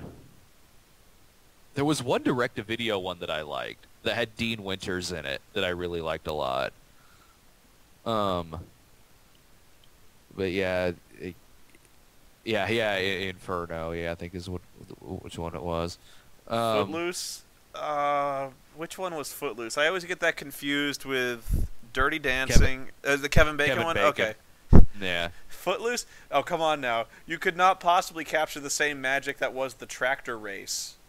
Right? In Footloose. You can't! Fucking holding out for a hero? Hell yeah. That was the most intense, melodramatic tractor race ever filmed. How many tractor races you seen since then? That's right, fucking zero. None, because no one can do it better. That's right. The Footloose remake is going to go the fucking way of the Fame remake. No one's going to fucking remember that it happened. No, they did Dirty Dancing. They did Havana Nights. Havana Nights, where it was a prequel. It was a prequel and still had Patrick Swayze in it. You know, the one that broke me was I did a text review of it. Was Roadhouse 2. Oh, I didn't see that. You do not want to watch Roadhouse 2. Did they get a Swayze cameo in that one? No. It follows Dalton's son. Yeah. And Dalton's son is also a cooler. Or some shit. And he's fighting against Jake Busey, who's like this spoiled rich kid who's trying to like run the town. But what Nice. kills me is the fact that they actually do mention Dalton. Yeah. What's become of him? Like, when shit starts getting bad, they're like, why doesn't he call Dalton? Dalton will solve this. Uh-huh. Well, it turns out that like Jake Busey's beating the shit out of Dalton too. Well, I forget his name, but he's like, you know that dad of yours, Dalton? I killed him, man. I walked up to him and I shot him in the back. And I'm like, no, you didn't kill Dalton. Dalton would fucking kill you. What the fuck? That's like, did you ever see it was Mike J's review of Ace Ventura Jr. Oh yeah. Ace is dead. Ace isn't in it because he's dead. He got killed by some kind of animal or something. Just mauled by a tiger. And you'd think at some point they'd have Jim Carrey kind of stick his head and just go like, smoking. Oh man, yeah. But yeah, Jake Busey killed Dalton. Having Jake Busey in your direct-to-video sequel certainly worked for The Hitcher 2. The Hitcher 2? Oh god, did you see The Hitcher 2? No! Oh, fuck. It came out before the remake. Okay. I was thinking like they went did a direct-to-video Sean Bean Hitcher.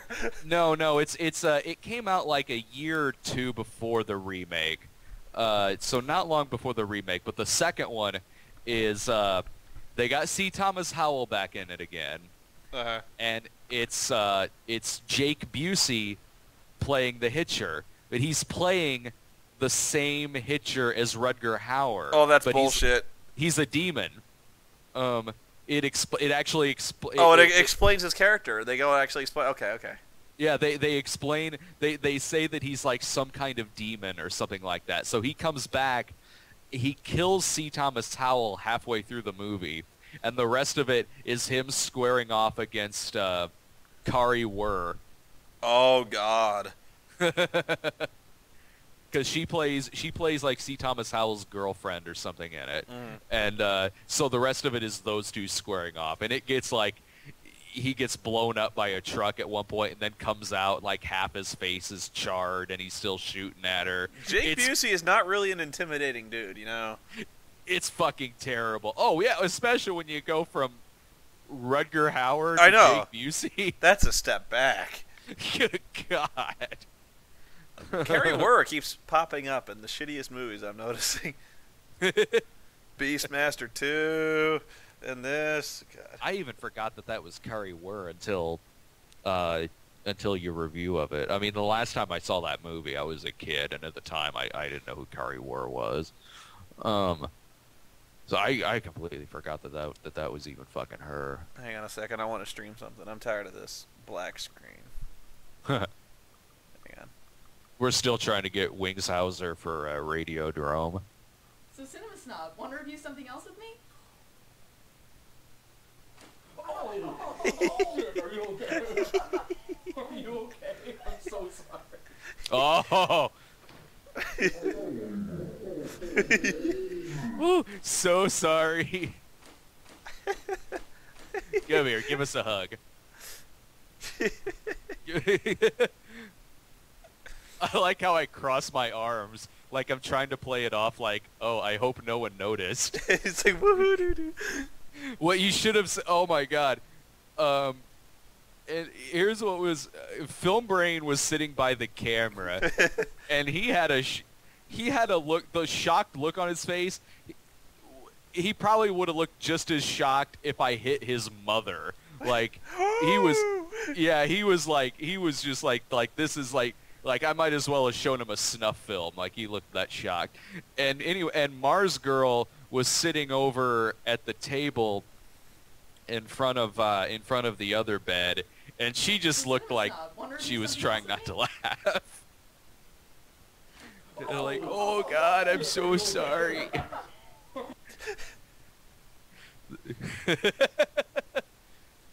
Fuck you for showing me this. I'll find something else. No,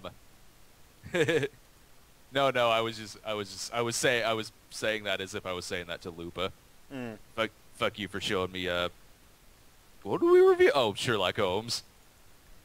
Yo, my name's Ben Tsai, and you know that I'm always kissing guys. I got the boogaloo flu, doing the dudes. It's called AIDS, semantics. Anyway, I can talk all day long about how amazing dogs look and thongs, but you know that I rock that gay parade, and I'm ready for the summertime, dude. Checking them out. The sad thing is I know what I fucking did wrong, too.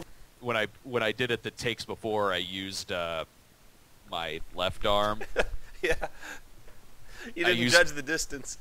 Yeah, I used my left arm, which with a punch would have gone outwards, away from her face, and I don't know what I did. I maneuvered differently somehow when I was sitting. I don't know what I fucking did, but for some reason, I used my right. So, bam, right in it.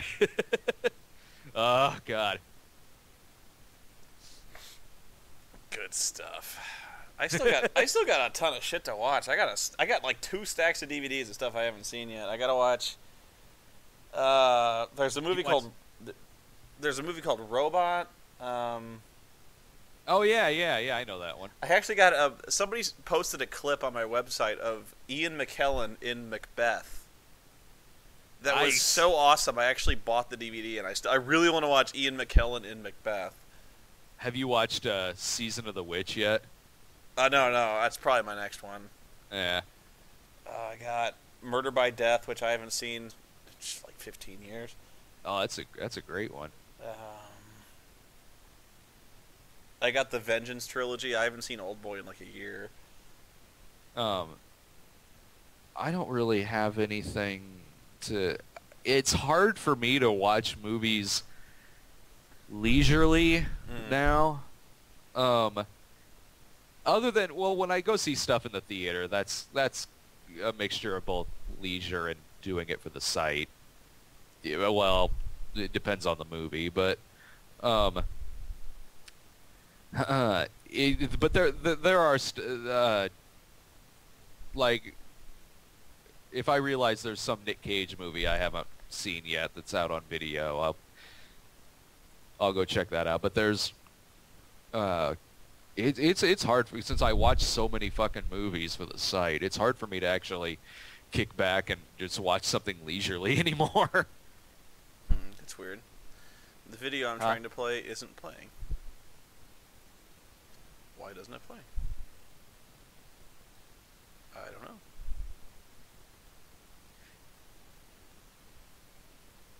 I'm trying to show the, I got a video of the dubbed for TV Die Hard 2. That's one of my favorite videos ever. Mr. Falcon? Yeah. And that's just one of them. They got so many good dubs of that. Oh, nice. Anyway, it won't play. Did you see Paw's dance video yet? Oh, no, I haven't. I don't want to stream it because I don't know if he's cool with that. And it's not been released on the site yet. Oh, okay.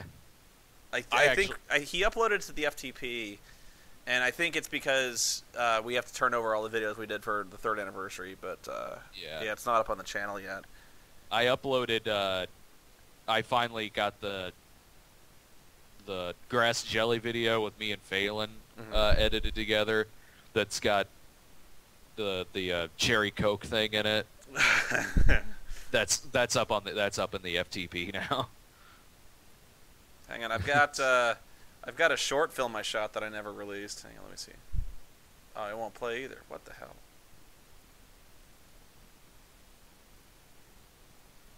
Hang on, let me see if I can play it.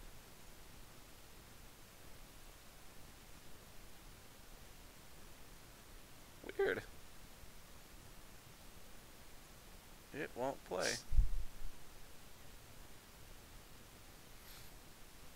I don't know. This streaming software is picky, apparently.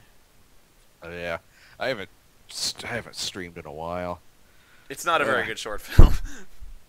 Oh, I've been trying to get some of the short films from that Ryan shot that had me and some people in it. I'm trying to get copies of those so I can put those on the site because I'd rather put up his short films on the site than mine. We did. This was for a 48-hour film festival where you get 48 hours to shoot and edit a film, and It's not very good. I mean, I know you're not supposed to say that, but it's not.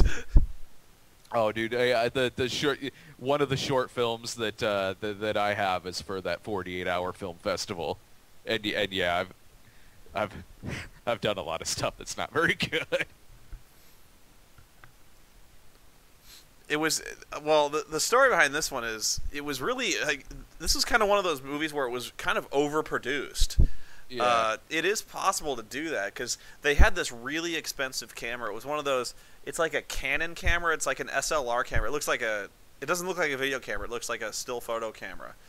Yeah. It's like this $3,000 Canon camera that if you've probably seen these commercials where they're like shooting whole features on it.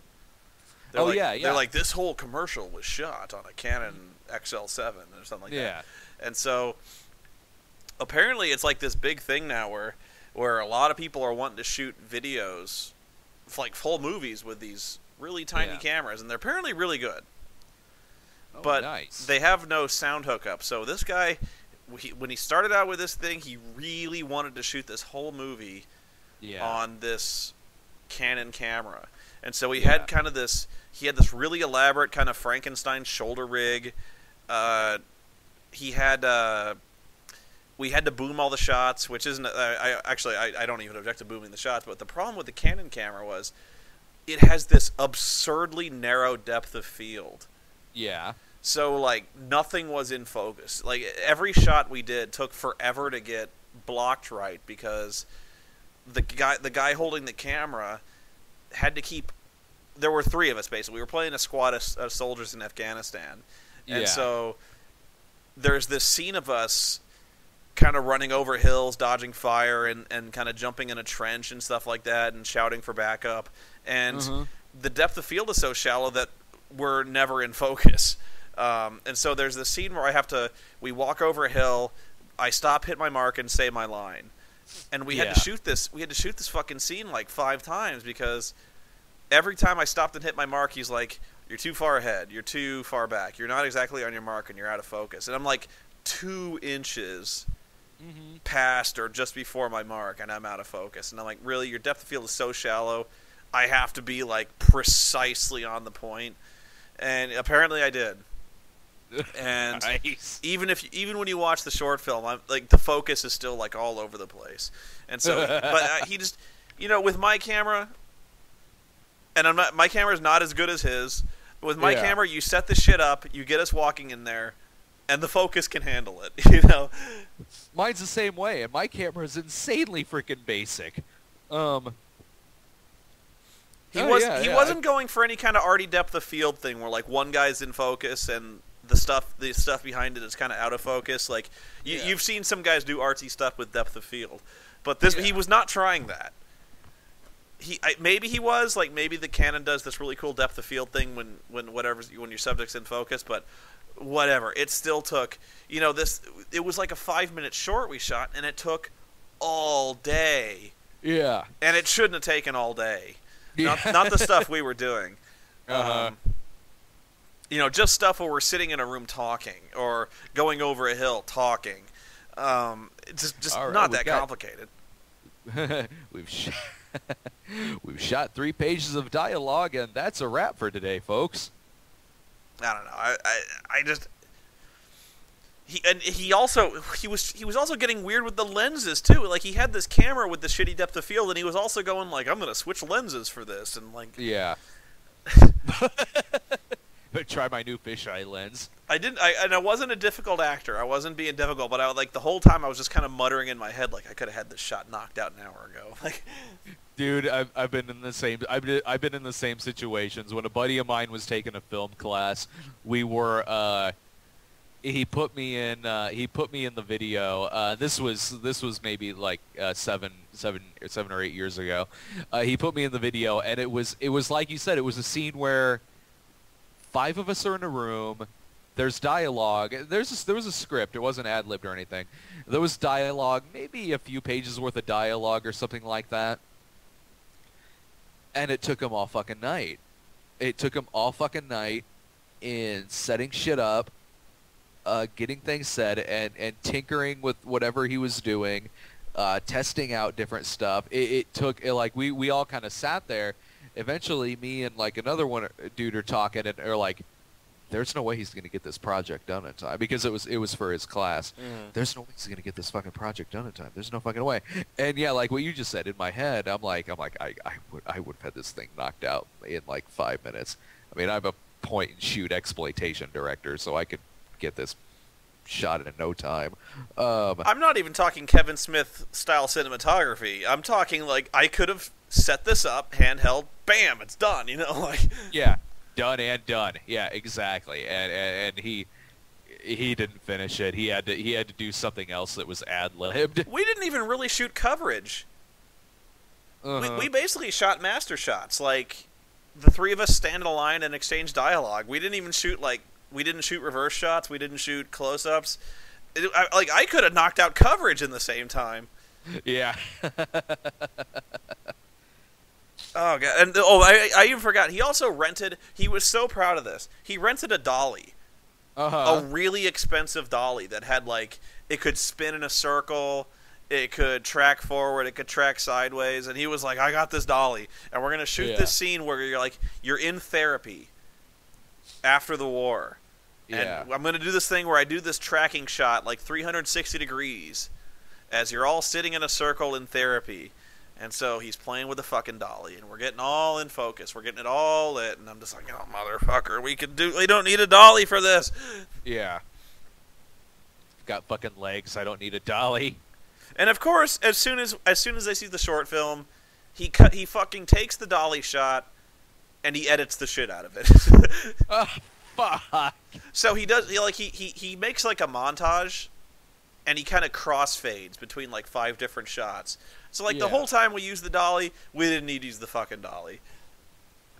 Oh, man. And I knew, well, the thing is, I knew he was going to do this. Like, he's even kind of saying, like, this is going to be a montage, because we ad-libbed that whole scene. And then, like, I'm like, we don't need to use the dolly. Do we have to really? Oh, fuck, he's using the dolly. Okay. Yeah. Let's use a crane shot for a montage. He didn't have a crane. That's about all he didn't have.